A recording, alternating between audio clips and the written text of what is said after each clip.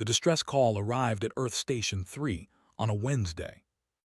Not a human distress call. Human distress calls had a specific signature, a particular frequency pattern that the station's automated monitoring systems had been calibrated to recognize since the station was built, and this was not that. This was something else, a broad-spectrum emergency transmission, in a format that Earth's Communication Division had spent the past 4 years learning to decode, the format used by the Galactic Cooperative Assembly, the loose and frequently fractious coalition of 31 independent civilizations that occupied the region of space bordering human territory to the galactic north. The duty officer who received it was a young lieutenant named Cassandra Webb, 26 years old, 18 months into her first posting, and she had been briefed thoroughly on GCA communication protocols because Earth Station 3 sat close enough to cooperative space that GCA transmissions were a regular occurrence. She had received and logged dozens of them. She had never received one like this. She ran it through the translation matrix twice to confirm the reading. Then she called her commanding officer. Commander Hideo Tanaka arrived on the operations deck in 4 minutes, which was fast enough that he was still buttoning his uniform jacket when he came through the door. He read the translation on the primary display and was still for a long moment in the way of a person whose mind is moving faster than his body. The message was from the Cooperative Assembly's Emergency Council. It had been transmitted on every available frequency and was addressed to all receiving parties, which meant it was not intelligence, it was a cry. The kind of broadcast you sent when you had stopped thinking about operational security because the situation had progressed beyond the point where operational security was the relevant concern. The message said that the Verath Dominion had invaded cooperative space. The Verath Dominion was not a civilization that appeared in most human strategic assessments because it occupied a region of space far enough from Earth's territory that it had been categorized as a watch and monitor situation rather than an immediate concern. What humanity knew about them was sufficient to understand that the Cooperative Assembly's distress was proportionate.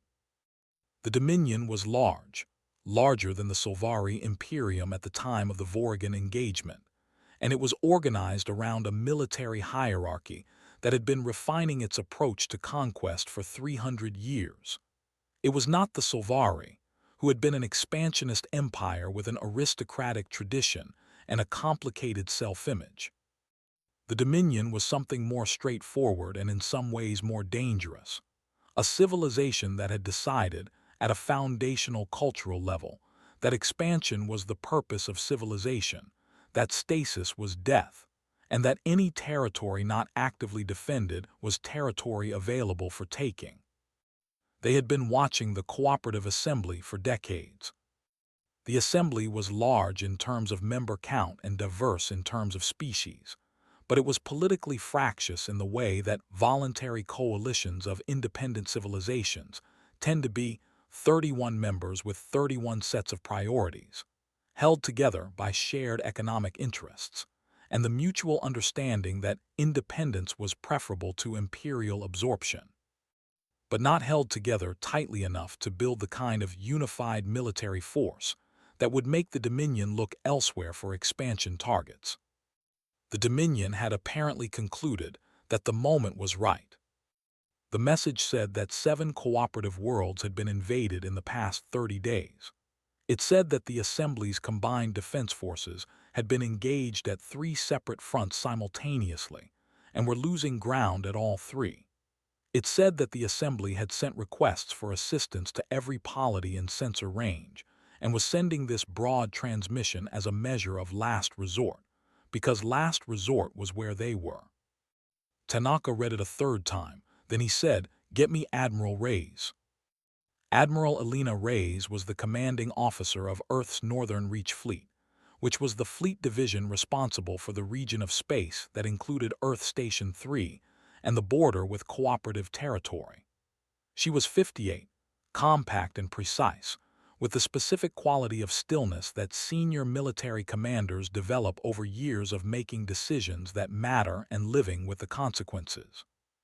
She had spent her career thinking about scenarios that she hoped would never happen, which was the essential nature of her profession.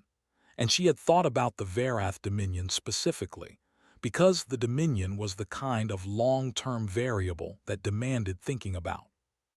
She received Tanaka's report at 4:30 hours and spent 40 minutes reading everything her intelligence division had on the current situation before she made a single call. She was not a person who moved before she understood what she was moving toward. What she understood at the end of those 40 minutes was this: the Cooperative Assembly was losing a war it had not fully prepared for, against an opponent that had prepared thoroughly for 30 years. 7 worlds in 30 days was not a number that suggested a contained incursion or a limited territorial grab. That was the opening phase of a systematic campaign, methodical and resourced, the kind of invasion that didn't stop because of diplomatic pressure or early military reversal, but only because it ran out of capacity or ran into something it couldn't overcome. The Dominion had not encountered humanity directly. The intelligence assessments suggested they were aware of humanity's existence and aware, in broad terms, of what had happened to the Solvari Imperium's invasion fleet 4 years ago. The Dominion's response to that information had been, according to the most recent intelligence summaries, to categorize humanity as a regional power of uncertain capability, and to proceed with their cooperative campaign on the assumption that a species that had defended its own territory would not project force into a distant conflict over a coalition it had no formal alliance with. Reyes thought about whether that assumption was correct. She thought about it for a long time because it was a question worth thinking about carefully. Humanity had no treaty obligation to the Cooperative Assembly, no formal alliance, no mutual defense agreement, nothing that constituted a legal or diplomatic requirement to act. The Assembly was not human. The worlds being invaded were not human worlds. The people dying in this war were not human people. She thought about what kind of civilization humanity wanted to be in the galaxy it was now, unavoidably, part of. She called General Mara Osai. Osai had retired from the Unified Defense Command 18 months after the Vorrigan engagement, which was about as long as she had been willing to stay for the transition period. She was 61, and she had been in service for 30 years, and she had done what she set out to do. And the thing about having done what you set out to do is that it creates a kind of clarity about what comes next. She was living in Accra, consulting occasionally for the Defense Command, spending more time with her daughter, learning to grow tomatoes on her balcony with mixed results. She was in her kitchen at 5:20 when Reyes called. She listened without interrupting while Reyes walked through the situation, the intelligence assessment, and the question at the end. When Reyes finished, Osai was quiet for a moment. She said, "What are you asking me, Alina?" Reyes said, "I'm asking what you would do." Another silence. Osai looked out her kitchen window at the early Accra morning, the sky just beginning to lighten at the edges, the city starting its day in the particular way of a city that never fully stops. She thought about the Cooperative Assembly, 31 civilizations that had looked at the shape of the galaxy, and decided that voluntary cooperation was better than either isolation or absorption. She thought about 7 worlds invaded in 30 days. She thought about the Dominion and what it would do if the Assembly fell, and there was nothing between it and the next set of targets. She said, "I would send 1 ship." Reyes said, "1." "1," Osei said. "Not a fleet, not a battle group. 1 ship, the right ship with the right captain and a specific mission that is not about winning the war for them." "Then what is it about?" Osei picked up her coffee. "It's about changing what the Dominion thinks is possible," she said. "They've done their analysis. They know what the Cooperative can field. They've calculated the acceptable loss rate against the rate of territorial gain, and they've decided the math works in their favor. That's why they're winning. The math works. She paused. Send one ship and change the math. Not by adding to the cooperative's numbers. One ship doesn't do that in a war at this scale. By making the Dominion recalculate what they're up against. Reyes was quiet on the other end of the line. Os could hear her thinking. One ship can't win a war, Reyes said. One ship doesn't have to win the war, Os said. One ship has to make the Dominion decide the war isn't worth continuing. That's a different objective, and it requires a different kind of ship and a different kind of captain. She paused. Do you have a ship like that? Reyes said I might. Captain Dara Okonkwo had been given command of the Relentless 14 months ago, and had spent those 14 months doing what captains of ships like the Relentless did. Training, readiness assessments, systems evaluations, and the particular kind of patient preparation that belongs to a vessel whose purpose is to be the thing you send when nothing else is sufficient. The Relentless was not the largest ship in the Northern Reach fleet. She was not the most heavily armed in absolute terms, though her armament per unit mass was the highest of any vessel in Earth's current inventory. She was the most capable ship in the fleet by the metric that mattered most in the scenarios she was built for, the metric of what she could do alone, without support, in a situation where the support wasn't coming. She was the kind of ship you built after the Vorrigan engagement, when the engineering and tactical communities sat down together and asked what it would look like if you designed a vessel specifically for operations at the edge of what was known, in conditions that couldn't be fully anticipated, against opponents whose capabilities were not fully mapped. The answer they arrived at was a ship that was fast to a degree that bordered on uncomfortable, armed with systems that included 3 generations of refinement on the warp-capable torpedo technology that Yelena Sorokina had used against Vihan's squadron, and crewed by people who had been selected for the specific combination of skill and temperament that such a vessel required. Okonkwo herself was 44. She had dark eyes and a way of speaking that was economical without being cold. She used exactly the words necessary and not more, a habit that her crew had initially found terse and had come to understand as a form of respect. She did not waste their time with words, and she did not want them to waste hers. She received Reyes's call at 600 and listened to the full briefing before speaking. When Reyes finished, she said, I need to understand the mission parameters. Reyes said, the cooperative assembly is losing. We're not sending you to fight their war. We're sending you to change the Dominion's calculation about whether continuing is worth the cost. How long do I have before they complete the campaign? Intelligence assessment gives them 60 to 90 days before the Assembly's defense forces are degraded below the capacity to mount organized resistance. After that, it's occupation, not war. And the cooperative's current front lines. 3 sectors. I'm sending you the detailed tactical picture now. A pause while data transferred. The most critical is the Thavan sector. That's where the Dominion is concentrating its main force. If they break through Thavan, they have a direct line to the Assembly's political center. Okonkwo looked at the tactical display as it populated on her screen.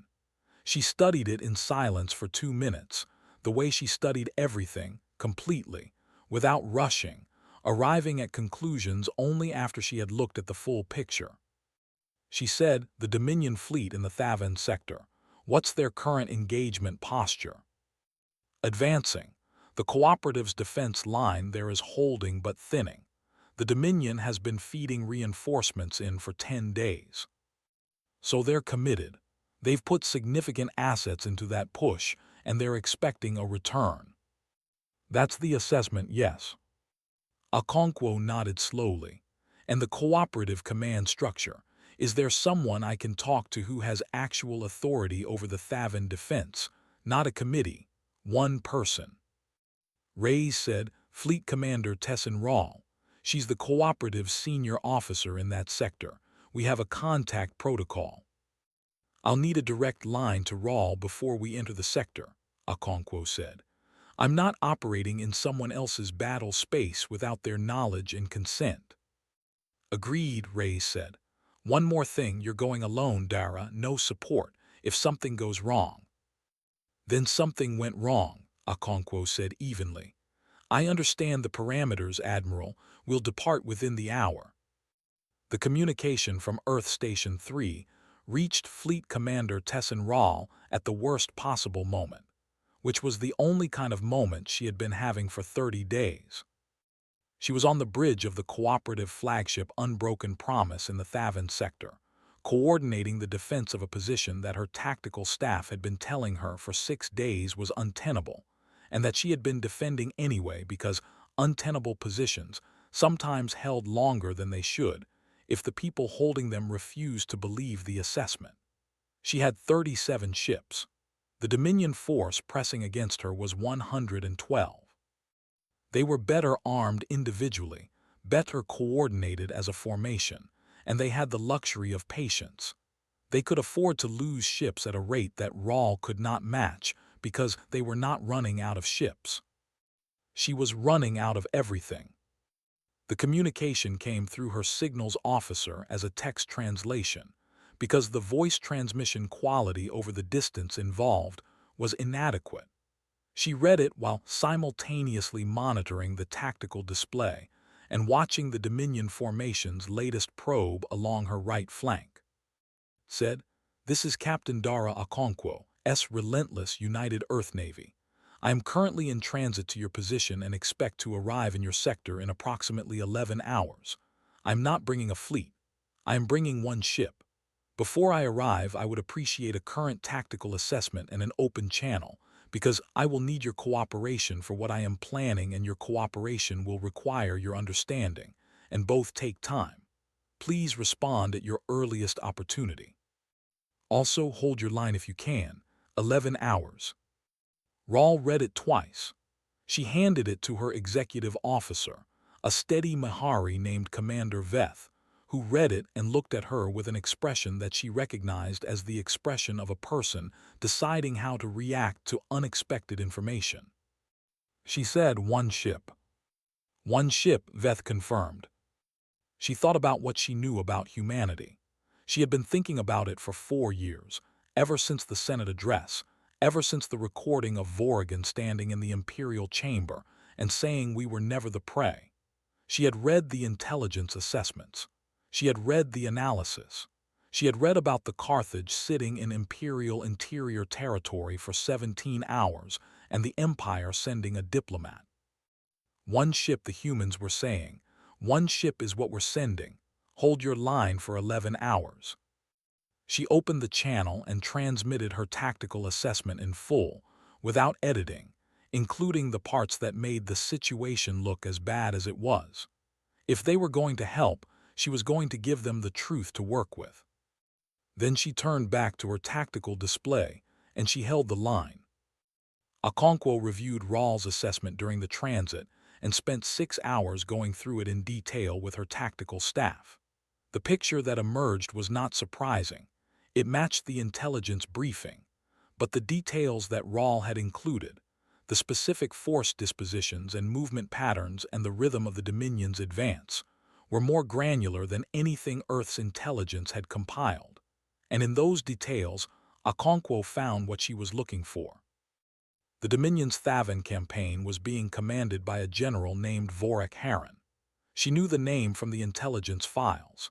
He was the Dominion's most accomplished field commander, the architect of 2 previous campaigns that had successfully absorbed neighboring territories, a methodical and experienced officer who had built his reputation on campaigns that proceeded exactly as planned, because he planned them to be impossible to derail.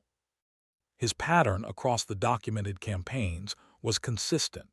Advance on a broad front, maintain constant pressure on the defending force, feed reinforcements to wherever the defending line was thinnest, and grind. He did not use creative tactics. He did not need to. He had the resources to make creativity unnecessary, and civilizations that relied on resources rather than creativity were, in Okonkwo's assessment, predictable in a specific way. They were predictable at the operational level. They knew what they had and they knew how to use it, and they committed to that knowledge completely. What they were not prepared for was an opponent who operated outside their model of what was possible. She found the seam at hour 7 of the transit. It was in the resupply chain, the Dominion's logistics network supporting the Thavan push, which ran through a corridor of space that was not heavily defended because it was not supposed to need heavy defense. It was deep behind the Dominion's forward line. Getting there required passing through territory that the Dominion considered controlled. She called her navigator. "Course adjustment," she said. "I want to approach the Thavan sector from the Dominion side." Her navigator, Lieutenant Commander Felix Osai, looked up from his display. "That routes us through their controlled space." "Yes. The Relentless's sensor profile will." "I know," she said. "Plan it so we're moving at full drive capacity for the transit. Speed is the answer to their sensor coverage. We don't need to be invisible. We need to be faster than their response time." Felix thought about it for a moment. "That's tight." "I know," she said again. "Plan it." She opened the channel to Rawl. "Fleet Commander, I'm adjusting my approach vector. I'll be coming through from the Dominion side, which means my arrival in your sector will look, to Dominion sensors, like an asset of theirs. I need you to not shoot at me for the approximately 90 seconds it will take for my identification signal to reach you. I want to make sure we're explicit about that before I arrive." Rawl's response came back after the transmission delay. "Understood. I'll brief my weapons officers. 90 seconds is a long time in an active engagement." "I know. I'll make the identification signal as loud as I can." Okonkwo paused. "When I arrive, I'm going to hit their logistics corridor. What I need from you is a coordinated push on their forward line at the moment my strike registers on their tactical systems. Not a full advance, just enough pressure that they have to choose between responding to me and holding their position against you." Another delay. Then Rawl said, "You want them to have to choose." "I want them to have to choose," Okonkwo confirmed. "Make the choice a real one. Make your push cost them something if they don't respond to it, and then watch what they do."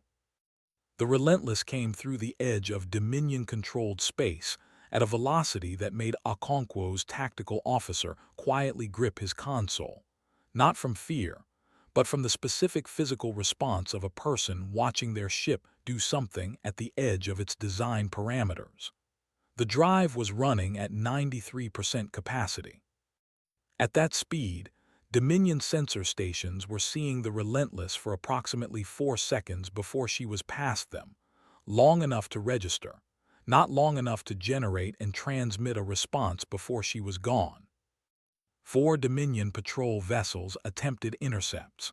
All 4 were still accelerating to pursuit speed when the Relentless crossed into the logistics corridor.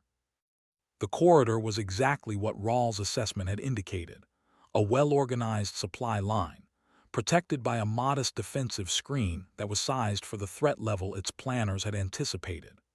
They had anticipated, reasonably, that nothing would reach this corridor because it was deep in their controlled space, and the cooperative had neither the ships to spare for a deep strike nor the speed advantage to execute one even if they had the ships. They had not anticipated the Relentless. The defensive screen was 12 ships. Okonkwo reviewed them on her display as she approached and selected her engagement sequence in approximately 90 seconds, which was the amount of time her tactical staff had spent considerably more time on during the transit. The sequence prioritized the command vessel first. The disruption to the screen's coordination would degrade the rest of the response, and then moved through the remaining vessels in order of their threat to her drive systems, because her drive systems were the one thing she needed to keep intact. She went through the screen in 4 minutes and 20 seconds, which was a duration her crew would later recall with the slightly stunned quality of people describing something they had experienced rather than planned. The warp-capable torpedoes were the decisive element. The defensive screen's point defense was calibrated for conventional weapons, and the torpedo's terminal approach geometry simply did not produce the targeting solutions those systems were designed for. She lost hull plating on the port forward section from a glancing kinetic hit, and her damage control teams were managing a coolant issue in secondary reactor before the engagement was over. But the Relentless was through. The logistics corridor itself was not protected in any meaningful combat sense. Supply ships, fuel transports, command relay vessels, all of them broadcasting their identification codes, none of them armed for a battle that was happening somewhere else. Okonkwo did not destroy them. She disabled them, drive systems, communication arrays, the fuel transfer infrastructure that was keeping Heron's frontline force fed and coordinated. She moved through the corridor methodically and completely, and when she was done, the supply chain supporting the most advanced point of the Dominion's campaign was not destroyed, but it was stopped, and stopping it in the middle of an active campaign against a defending force that was now, according to her feed from Rawls' tactical channel, pushing back at the forward line, was the equivalent of cutting the power to a machine while it was running. Things that were running, when you cut the power, did not stop gracefully. General Vorak Harren received 3 simultaneous reports in the span of 40 seconds, and each one of them was the kind of report that his 30 years of military command had not prepared him to receive. Because his 30 years of military command had been spent in campaigns where his logistics were not a vulnerability, because no opponent he had ever faced had been able to reach them. The first report said that an unknown vessel had penetrated his rear area and was destroying the logistics infrastructure for the Thavan push. The second said that the vessel had already cleared his defensive screen and was operating with apparent impunity in territory that should have been secure. The third said that the cooperative defense line in the Thavan sector was pressing forward under coordinated advance, and that 2 points on his line that had been stable for 6 days were now under pressure that required immediate reinforcement. He looked at his tactical display. The unknown vessel was a single contact, operating alone, deep in his rear. Standard doctrine said a single vessel was a manageable problem. Redirect appropriate assets, contain, eliminate. Standard doctrine also said that a vessel capable of penetrating his rear screen and operating at that speed was not a standard vessel, and applying standard doctrine to a non-standard problem was the kind of error that ended careers, or campaigns.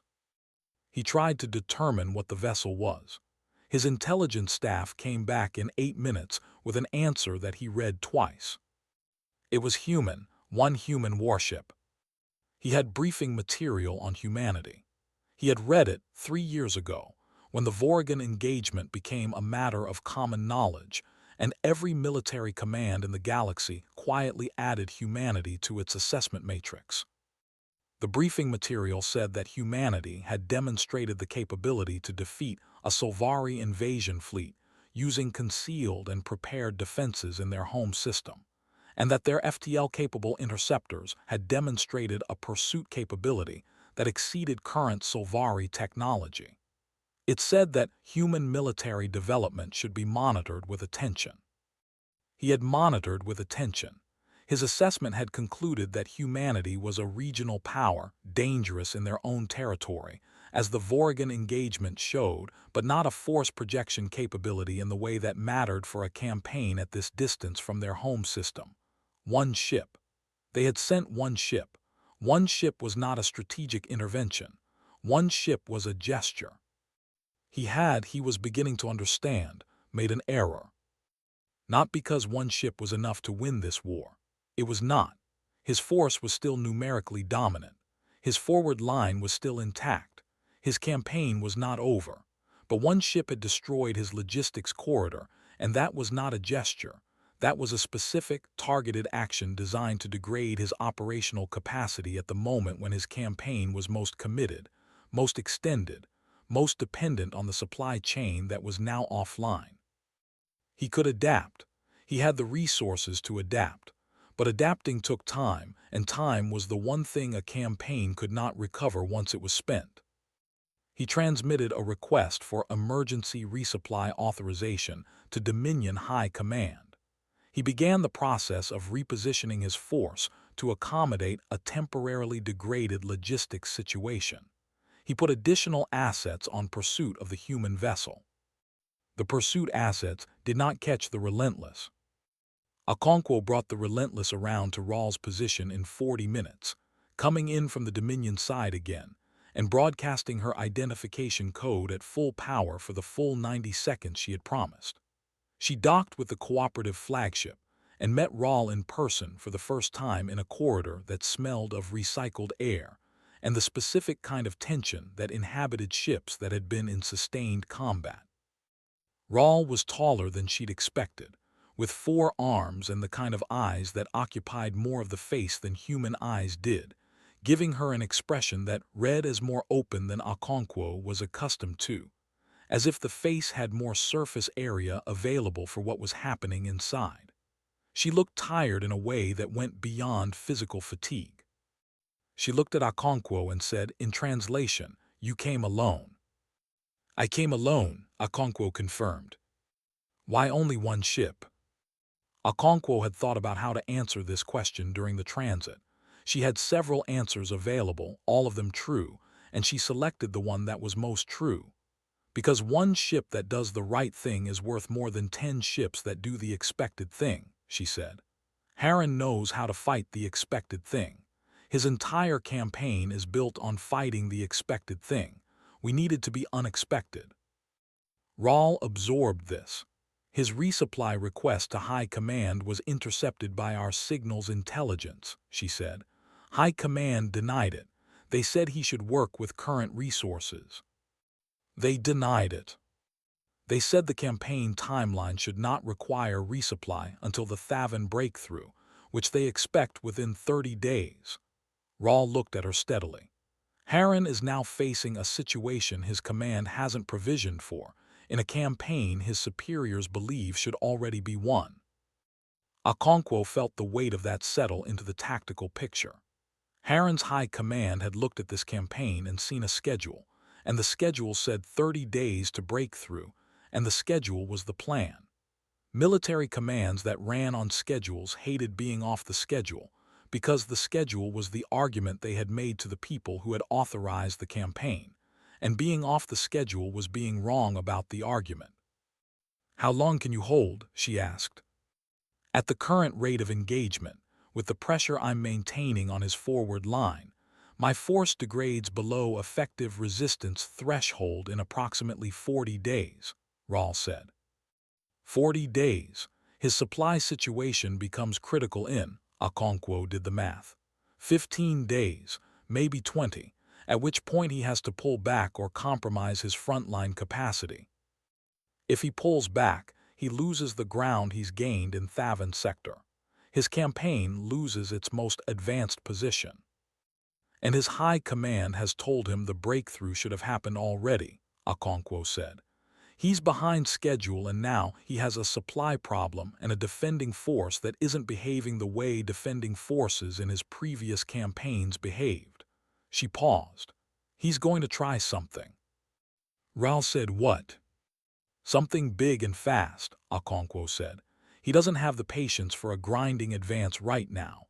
He needs a decisive action, something he can present to High Command as the breakthrough they expected." She looked at the tactical display that Rawl's staff had pulled up, the current disposition of the Dominion force and the cooperative defense line. He's going to mass his available assets for a single concentrated push, which means he pulls from somewhere to concentrate here, Rawl finished. Which means somewhere becomes thin, Okonkwo said. Your job is to find the thin point before he finds the breakthrough. My job is to make sure that when he makes his push, it runs into something he didn't account for.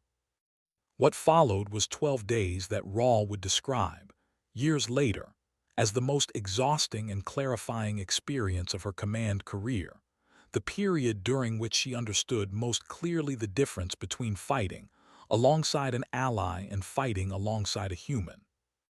The difference was not technical, though the technical gap was significant, and she thought about it every time the Relentless did something that her own ships could not do. The difference was in the quality of attention.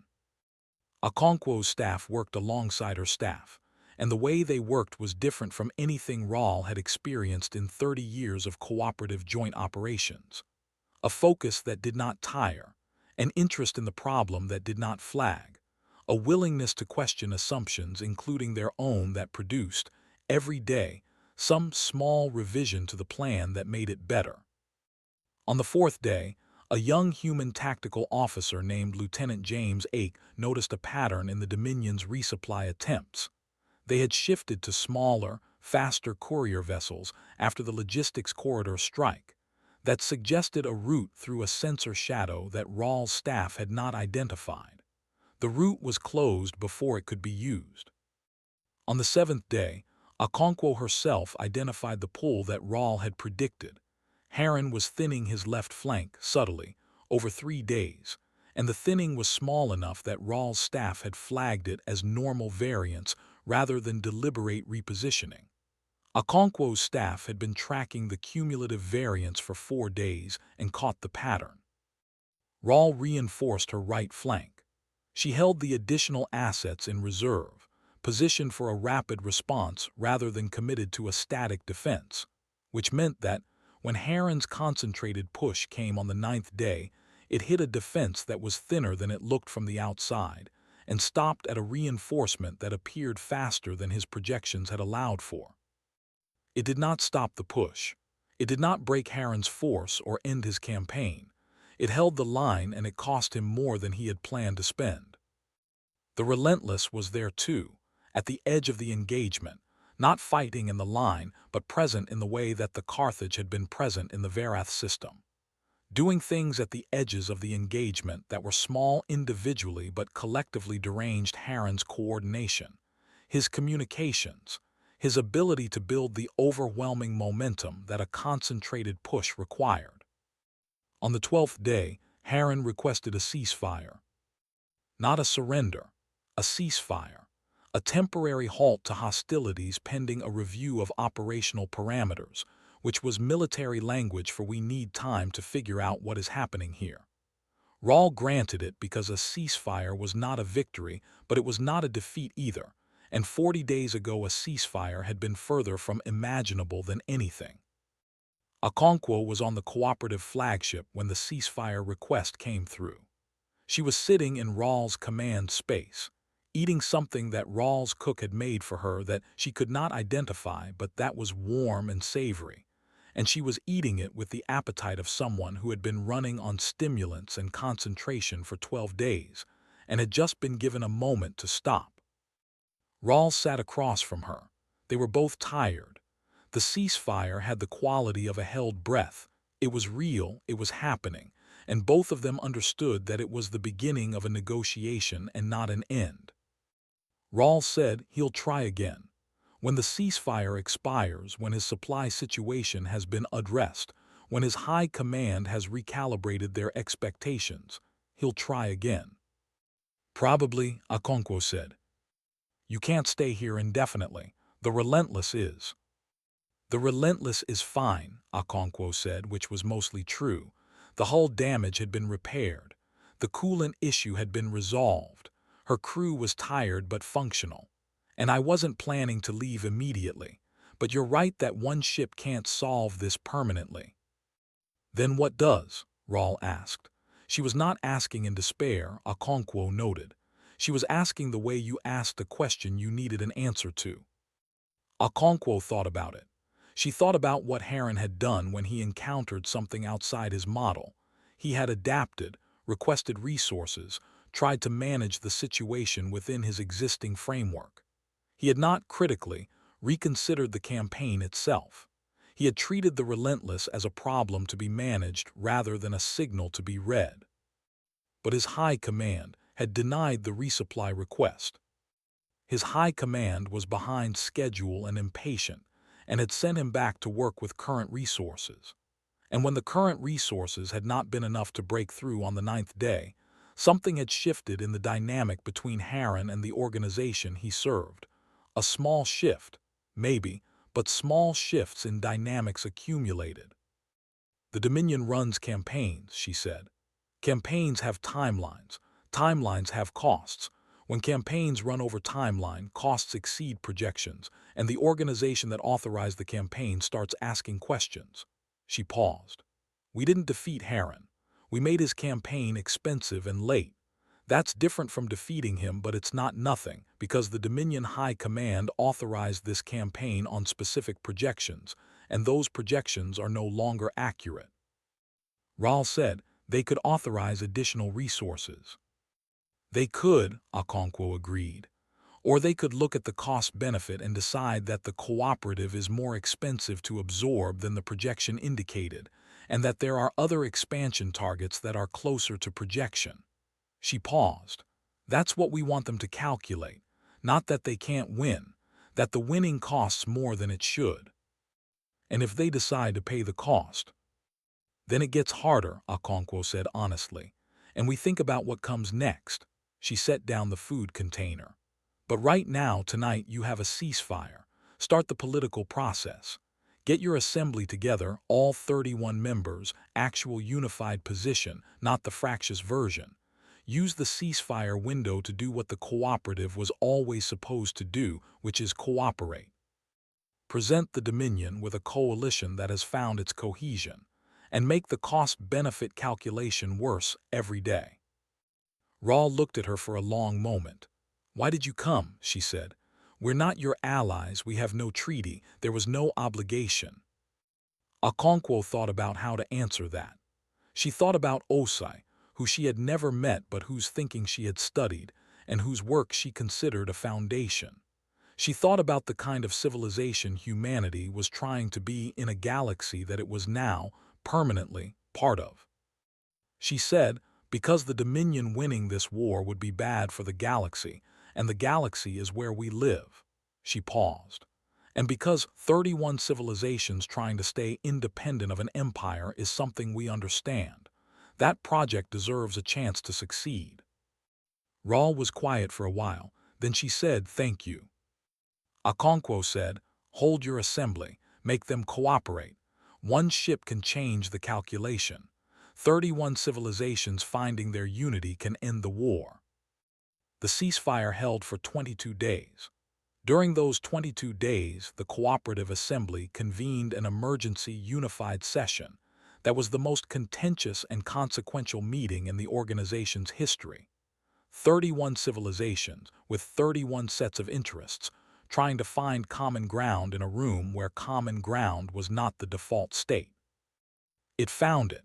Not easily, not quickly, not without things being said that would take years to fully resolve. But it found it, because the alternative to finding it was visible, and the visibility of the alternative-focused minds that had previously been comfortable with the vagueness of a coalition that didn't require too much.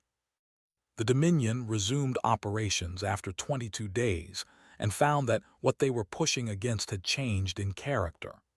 Not in numbers. The Cooperative's military assets were what they were, and one human ship and 22 days of political negotiation had not conjured new vessels into existence. But the coordination had changed. The way the Cooperative's forces worked together had changed in the way things change when people stop treating the coalition as optional and start treating it as necessary. The fracture lines that Harren's campaign had been designed to exploit, the fault lines between members with different interests, the hesitation of a coalition that was never sure how much to commit, had not disappeared, but they had hardened into something that held rather than split under pressure. Okonkwo and the Relentless were still there. She had been resupplied by a logistics vessel that Reyes had dispatched after the ceasefire, and she had used the 22 days to work with cooperative tactical staff on a set of responses to the expected Dominion resumption that were built on everything they had learned about Harren's operational patterns in the previous 12 days. The resumed campaign lasted 11 days before Harren requested a second ceasefire. This one he transmitted not to Rahl, but to Dominion High Command, and the transmission was not a ceasefire request but a strategic recommendation. A formal document recommending that the Thavan campaign be suspended pending comprehensive reassessment of cooperative military capability, specifically in light of the involvement of an external actor whose resources and commitment level were not accounted for in the original campaign authorization. Dominion High Command received the recommendation and debated it for 3 days. The debate was not smooth. There were voices in the High Command that argued for escalation, for adding resources rather than revising projections. There were voices that argued the campaign had already cost too much to abandon. There were voices that argued Harren had failed and should be replaced with a commander who would complete the mission. And there were voices that had been looking at the pattern, the original projection, the actual outcome, the revised projection, the actual outcome again, and the trend, and doing the calculation that Okonkwo had described to Rawl. Not can we win, but what does winning cost, and is that cost the best use of the resources the winning requires? The voices doing the calculation won the debate, not by a large margin, not in a way that foreclosed future conflict, but they won it, and the Dominion transmitted a formal ceasefire to the Cooperative Assembly along with an opening position for territorial negotiation that was, by any assessment, a significant step back from the campaign's stated objectives. Rawl transmitted the news to Okonkwo at 700 on a Tuesday. Okonkwo read it in the Relentless's command center, standing at the primary display, and was quiet for a moment. Around her, the day shift was at their stations, and the ship had the comfortable hum of a vessel at reduced readiness, the sound of a machine that had been working hard and was now allowed to breathe. She said, "Get me Admiral Reyes." Reyes came on the channel and Okonkwo gave her the summary in 3 sentences. Reyes was quiet for a moment. Then she said, "Good work, Captain." "The Assembly did the work," Okonkwo said. "We changed what was possible, they did the rest." "That's the job," Reyes said. "Yes," Okonkwo said, "it is." She ended the channel and turned to her navigator. "Plot a course home," she said. "Standard transit." Felix looked up, "Not fast." "We have time," she said. "Take the scenic route." He pulled up the navigation display, and somewhere in the way he looked at it, in the slight pause before he began plotting the course, she understood that he was doing what she was doing, taking a moment to look at the stars from the position of a ship that had done what it came to do, in a part of the galaxy that was slightly different for its having been there. She let him take the moment. It was earned. The Relentless moved.